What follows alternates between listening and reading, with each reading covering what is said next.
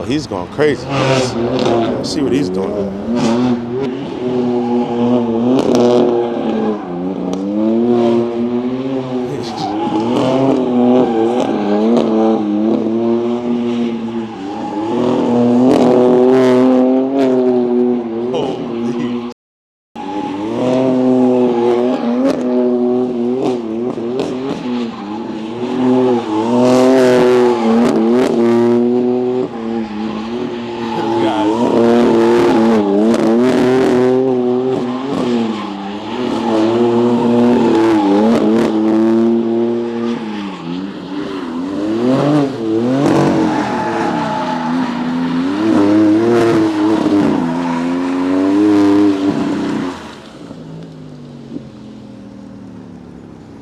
How much tires you got left? What is it, all-wheel drive or rear-wheel drive? Yeah, two-wheel drive? What's your name, man? Mike? Y'all crazy, man. Y'all crazy. I'm too scared to spin my like that, bro. This dude's sending it. Yeah, that guy going crazy, boy. That guy going crazy back there, boy.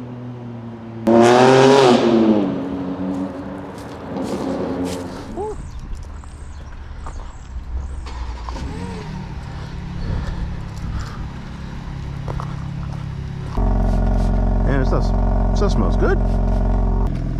Oh, that's perfect. So today, I'm gonna be trying something a little bit different. See, we got the ground wet. And yeah.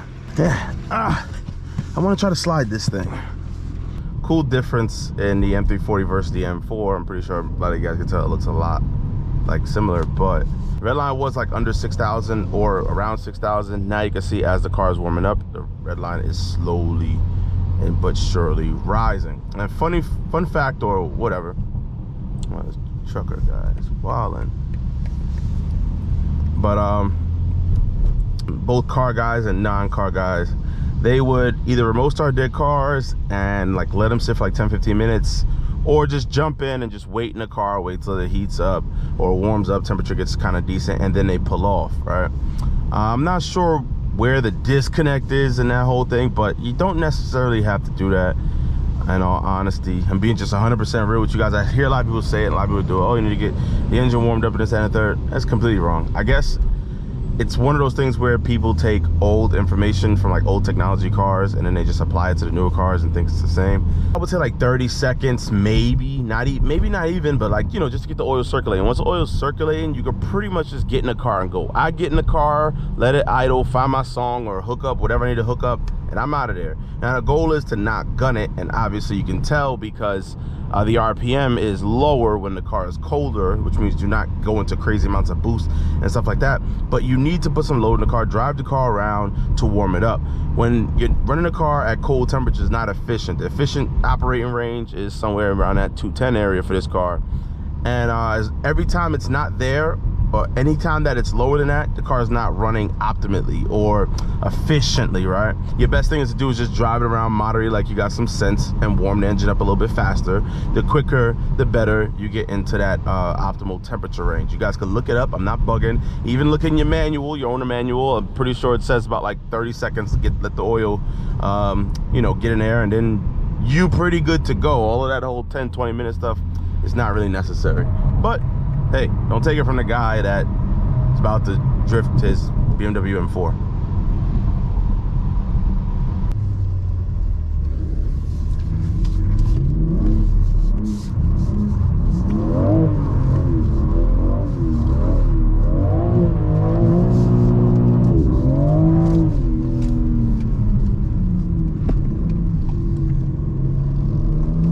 It's actually pretty controllable.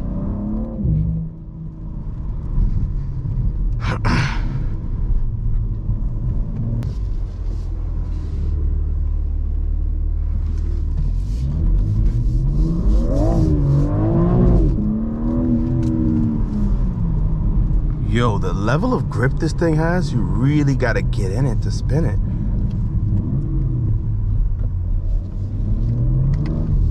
Holy cow. This thing got a lot of grip. I'm gonna just mash it when the light turns green. See what she does. Oh my God, that wheel hop was terrible. I thought I was about to kill an axle at first. Yo, that was some of the worst wheel hop ever.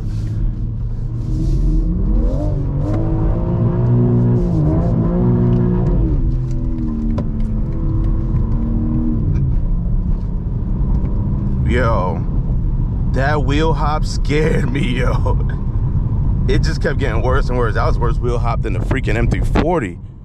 I'm not sure if you guys understand what wheel hop is, but basically just look at it like an impact gun. You feel me? You guys don't know what wheel hop is. You guys probably don't know what damn impact thing is, but yeah, man. It's not something that I would recommend.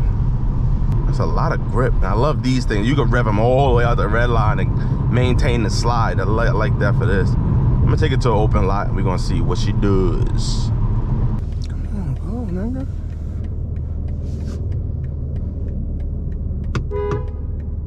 You don't have a stop sign. You can just go.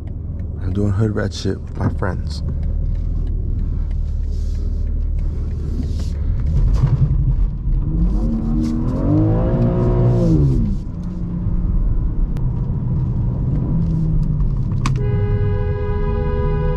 You're going the wrong way.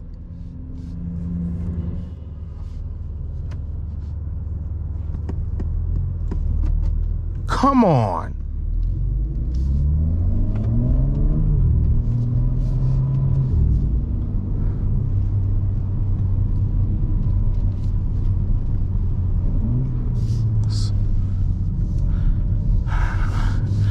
We are here. Let's see what she does, boys.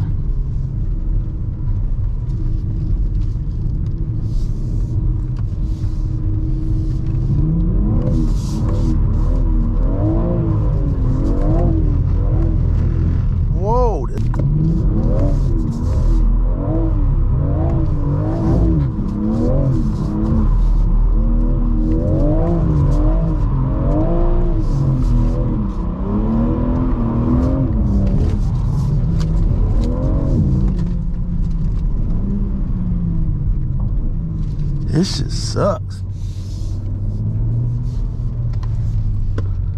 Yeah, this is not as fun as the M340, I'll tell you that.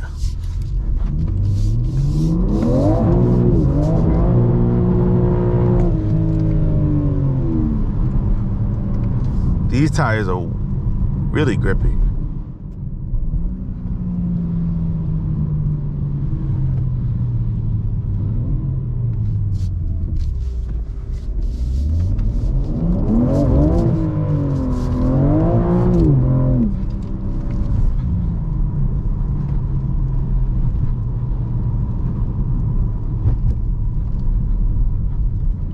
I like street better.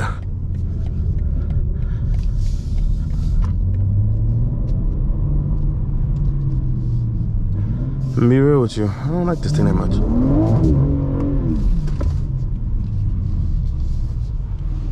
Make sure no police is looking.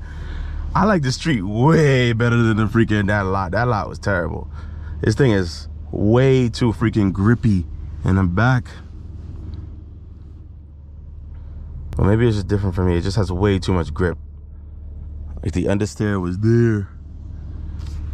After a while, I felt a lot of understeer. I don't know. Don't judge me, guys. It's my first time out here like this, so don't judge me. Yeah, it has a lot of grip. Like, you would think full traction is not even off, bro. This thing likes to understeer.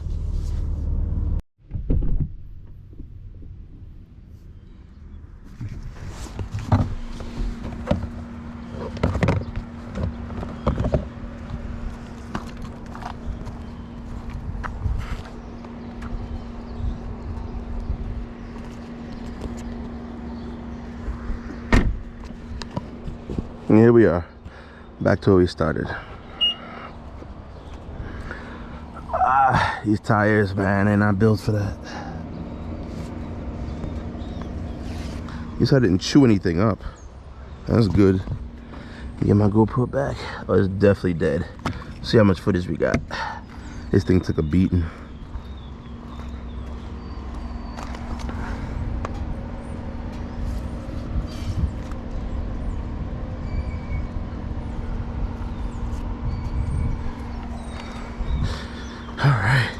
You can hear the fan still going on this thing. So to be honest,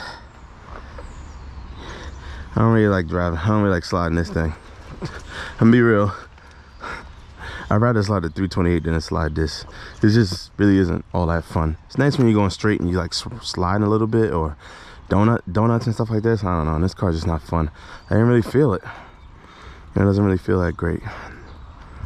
Nice car. What I will tell you is it gave me a lot of confidence in the dry now. Like in the rain, I got a lot more confidence now because these things grip, these 285s.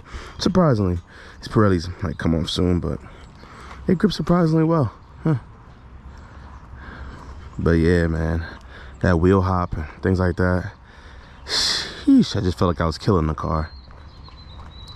Well, there you guys go.